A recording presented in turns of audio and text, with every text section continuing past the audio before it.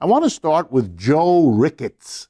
He is the founder of TD Ameritrade, one of the largest discount stock brokerages in the United States.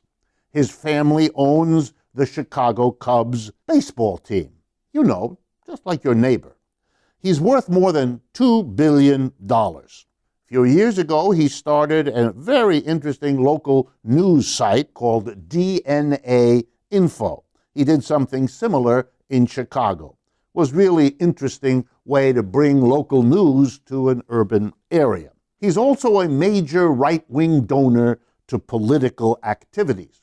During the presidential primary, he spent millions of dollars denouncing Donald Trump as an untrustworthy, dangerous misogynist. Once Mr. Trump was secured in his nomination, Mr. Ricketts spent $1 million to support him. 6 months ago, the reporters who work at DNA Info in New York City and at the Gothamist, a website that he also owns and operates, announced their intention to join the Writers Guild of America, a trade union. This is something that has been done by the reporters at Huffington Post, Vice Media, Slate, and Thrillist, major well-known websites.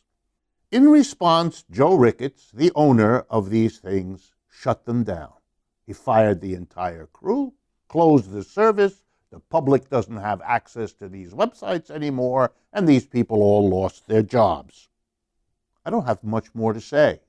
One person made a decision, and that's the result for the public and for the employees. Case closed.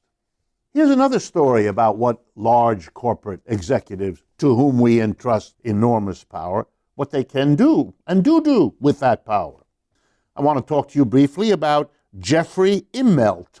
You may not know him, but you should, because he was until recently and for many years the president of the General Electric Corporation. He isn't anymore, and what often happens when an executive retires, things can be revealed about him that somehow managed not to get so well revealed while he was in power. And Mr. Immelt really got revealed with a doozy.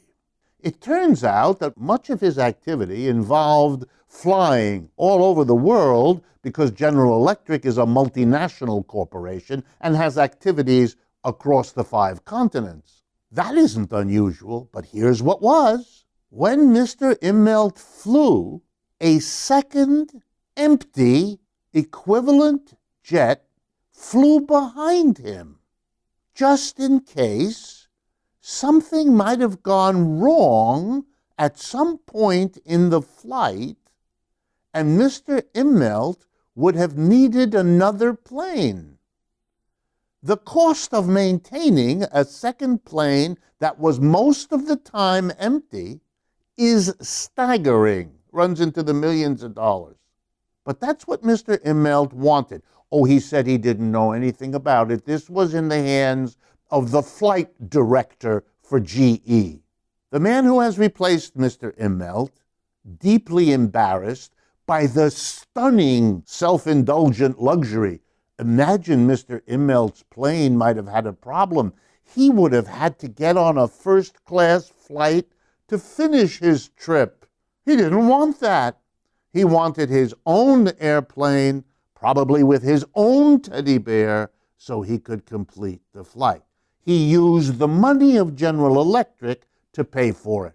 And so I want you all to understand that when you bought that electric toaster for your grandma or the electric clock to wake up in the morning, part of the price you paid was to enable Jeffrey Immelt to have an empty plane trailing him all over the world.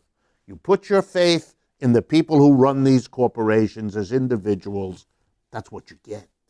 The final economic update that we will have time for has to do with one of the largest pharmaceutical companies in the world, AstraZeneca. In April 2010, AstraZeneca settled a lawsuit brought by an American for $520 million. Here's what they did. They defrauded, ready, Medicare, Medicaid, and other government-funded healthcare programs in connection with marketing and promotion of their blockbuster antipsychotic drug Seroquel. In March 2011, that's basically a year later, it settled another lawsuit in the United States totaling $69 million, divided up among 38 states. AstraZeneca is the producer of a drug you may know called Nexium. It's for gastric distress, in your guts, etc.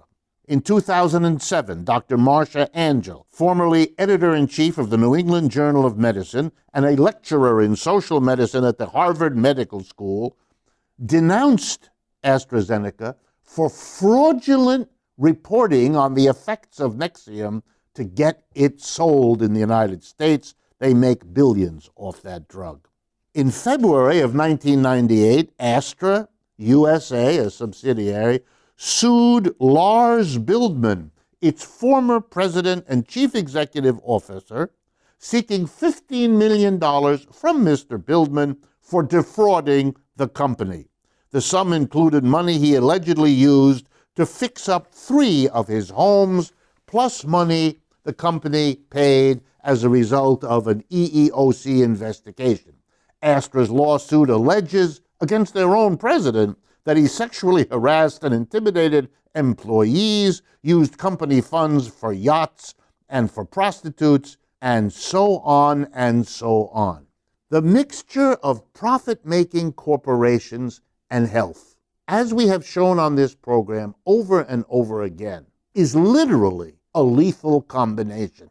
Profit-making leads people to make decisions that are not good for much of the world we live in, whether it's climate crises, whether it's health crises, wherever.